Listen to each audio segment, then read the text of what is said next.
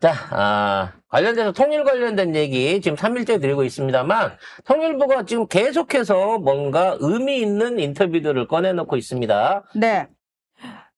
민간인 및 공직자가 연루된 대북 무인기 침투 사건에 대해서 통일부 정동영 장관이 무모한 행위라면서 북측에 깊은 유감을 공식적으로 표명을 했습니다. 김여정 노동당 부부장이 사과를 요구를 했잖아요. 그래서 군경이 합동 조사를 했고요. 요걸 바탕으로 정부 차원에서 첫 공식 대응을 한 겁니다.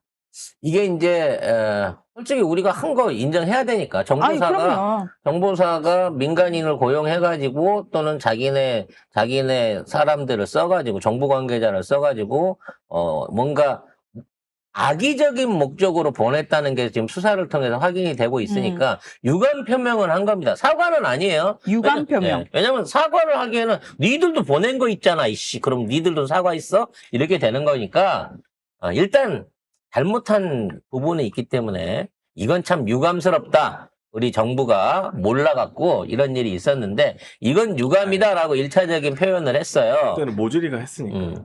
근데 문제는 이제 요거를 하는 시기의 문제인 겁니다.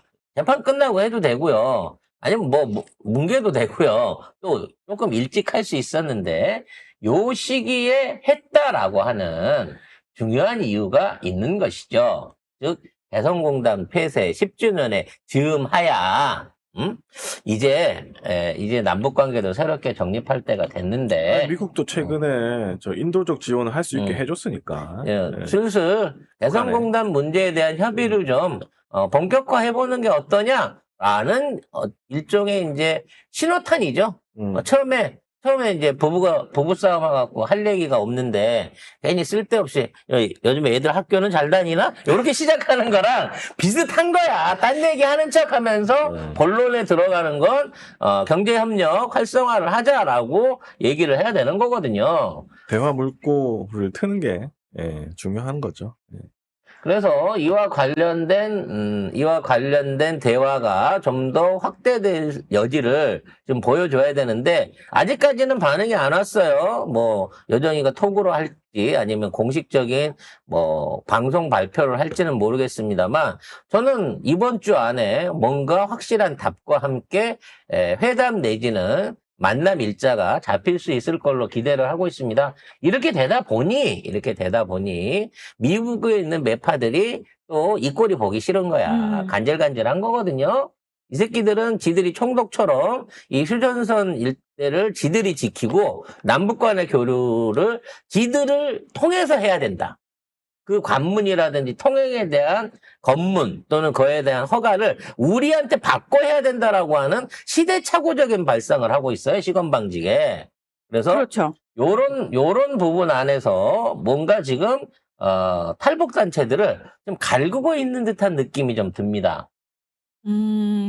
그런 내용이라기보다는요. 일단 요 내용은 뭐냐면은 우크라이나에 북한군 포로들이 억류돼 있잖아요. 2명이 있는데 이번 포로 교환에서 일단 빠졌어요. 대한민국에 가고 싶다 그랬대요. 네. 그래가지고 애매한 거야. 이게 러시아 포로가 맞나?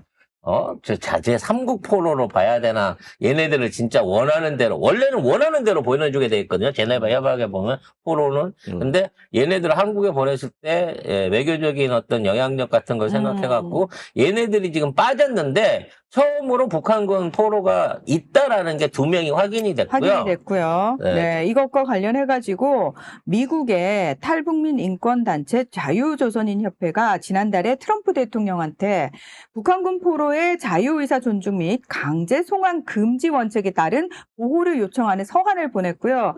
여기에 대해서 트럼프 대통령이 알겠다, 원론적인 얘기? 원론적인 내용의 답을 보냈다고 하는데 이 포로 문제에 대해서는 구체적인 답변은 없었다고 합니다.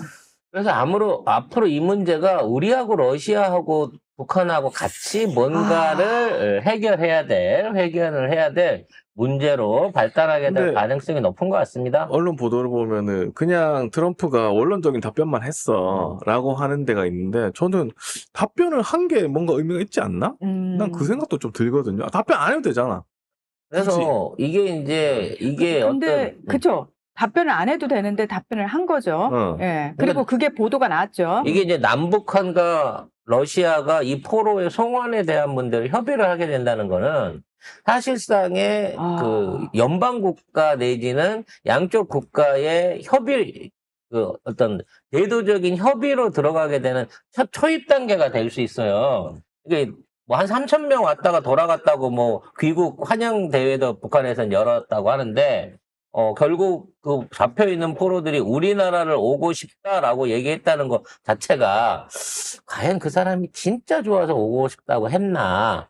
아니면 이런 류의 또 다른 외교적 물꼬를 트기 위한 일종의 작업이 들어간 건 아닌가? 여러 가지로 해석해 볼 문제는 있는데, 아무튼 이 문제는 조용히 수그러들지 않고 어떤 형태로든지 세 국가의 만남 내지는 그 안에서의 협약을 필요로 하는 부분인 거고, 요렇게 또 세 나라가 만나면 또 할 얘기가 중국 껴서 만나는 거랑 미국 껴서 만나는 거랑 러시아 껴서 만나는 의제도 다르고 얘기해야 될 방향들이 다 다르기 때문에 다른 방향으로 남북 관계의 진척을 얻을 수 있지 않을까라는 생각을 또 해보게 됩니다. 이게 쉽지 않은 문제인 게 뭐냐면 러시아는 공식적으로 북한군의 파병을 인정한 적이 없습니다. 없는데 3,000명이 갔다 왔다고 환영대회 열었잖아, 북한에서. 근데 어쨌든 공식적으로는 음. 없는 거예요. 러시아 군인 거예요. 근데 김용민 PD도 갔다 오지 않았어요? 거기 네. 인터뷰하고 나온 것 네. 같은데. 그거는 이제 우리 그러니까 공식적으로는 없었지만 네. 있었습니다. 뭐 이런 거잖아.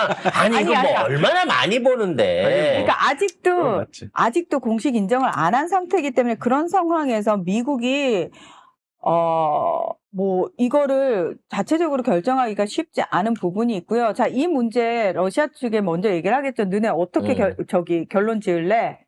라는 식으로 먼저 조금 얘기를 하고 있지 않을까. 왜냐면 이 사람들이 서방권 안에 들어가 있는 사람이잖아. 예를 들어 우크라이나가 잡아놓고 안 보내는 사람이 아니고 지금 서방에서 자기들이 일방적으로 안 보내는 게 아니라 서방에서 이 사람들을 사실 인권상으로 보호하고 있는 거지. 사실 작정하고 우크라이나가 보내버리려고 생각했으면은 러시아로 보내버릴 수 러시아로 있죠. 그냥 보내버리면 끝나는 부분인 왜냐면 건데. 계속 포로 교환을 하고 있는 과정에서 이 두 명도 거기 러시아 군 포로에 껴가지고 보내버리면 끝나는 근데 거죠. 안 보내고 따로 구분해서 지금 이 이슈를 키워가고 있는 이유는 따로 있을 거다라고 보는 게 맞다는 거죠. 그렇죠.